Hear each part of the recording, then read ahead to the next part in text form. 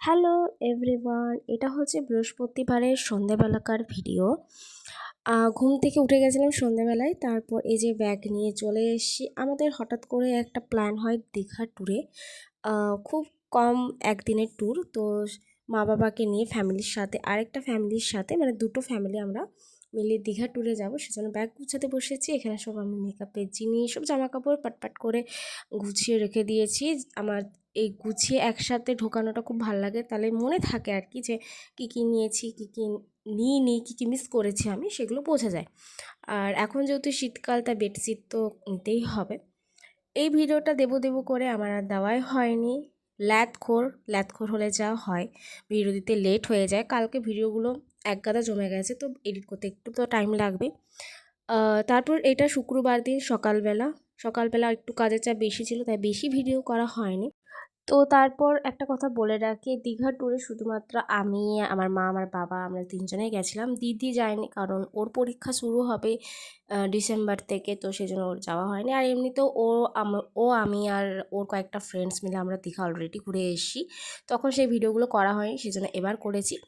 তারপর চলে এলাম দিদির কাছে। ও বেসিক্যালি উঠে গেছে, বাট ক্যামেরা দেখে পরে ও একটু নাটক করছিল। আর ওকে ঘুম থেকে তোলার দায়িত্বটা আমারই থাকে। তারপর এদিকে নীল দাদা ব্যায়াম করছিল। ওর পাটা একটু হলেও এখন পর্যন্ত ঠিক আছে। ও সেকেন্ডবার চেক আপ থেকে এসেছে, সেজন্য ওকে ডাক্তার বলেছে ব্যায়াম ট্যায়াম করতে। আর এই ভিডিওর ক্লিপটা একটু উল্টো হয়ে গেছে। আমি এখন ভিডিও ভয়েস ওভার দিতে গিয়ে এখন দেখছি ভিডিওটা উল্টো। তো যাই হোক, এখানে মা বললো যে মাছের ঝোলটা করে নিই, তো আমি ফার্স্টেই মাছগুলো ভেজে নিচ্ছি। আর আজকে একটু বেশি করে রান্না বান্না হচ্ছে, কারণ ওরা যেহেতু ঘরে থাকবে, তো মা আগের থেকে একটু বেশি করে রান্না করে রাখছে, যাতে ওর দিদির কোনো পড়াশোনাতে মানে ক্ষতি না হয়, রান্না বান্নার দিকেই যেন টাইমটা বেশি না চলে যায়।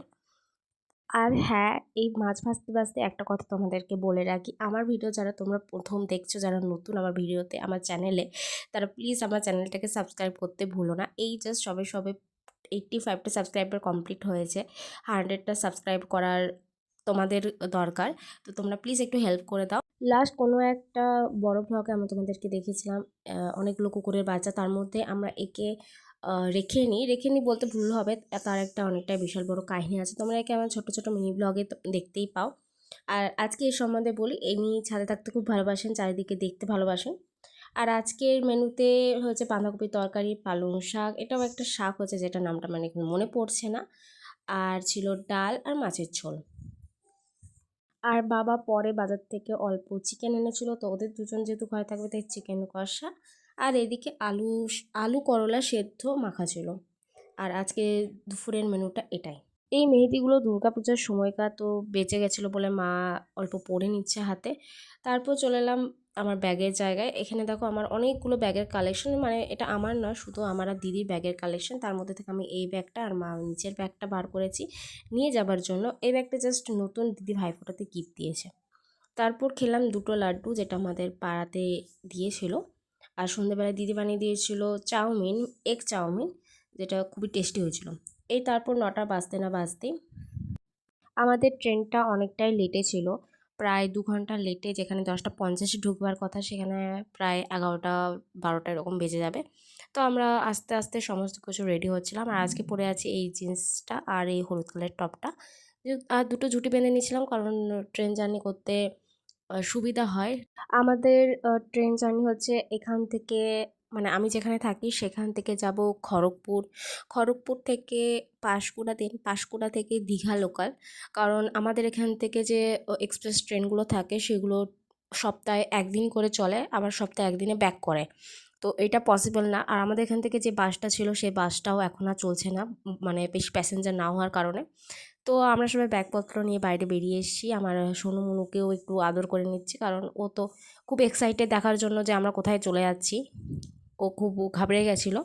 তারপরে চলে এসেছি গাড়িতে করে স্টেশনে। এটা হচ্ছে আমাদের আদ্রা স্টেশন। খুবই কম ভিড় ছিল। আর তারপরে এই সুইটিগুলোর সাথে স্টেশনে দেখা প্ল্যাটফর্মে তাদেরকে একটু কয়েকটা বিস্কুট খাইয়ে আমরা ওয়েট করছিলাম আমাদের ট্রেনটার জন্য।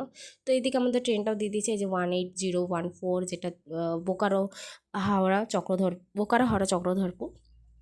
আমাদের ছিল S8-এ স্লিপার ক্লাস। আর এই যে আমাদের ট্রেনটা অ্যারাইভড হয়েছে। দীঘা ট্যুরের পার্ট 1টা আমি এখানেই শেষ করছি। নেক্সট পার্টগুলো দেখার জন্য প্লিজ আমার ভিডিওটা অ্যান্ড চ্যানেলটা সাবস্ক্রাইব করতে ভুলো না, লাইক করতে ভুলো না। তো চলো আজকের মতন এখানেই, টাটা।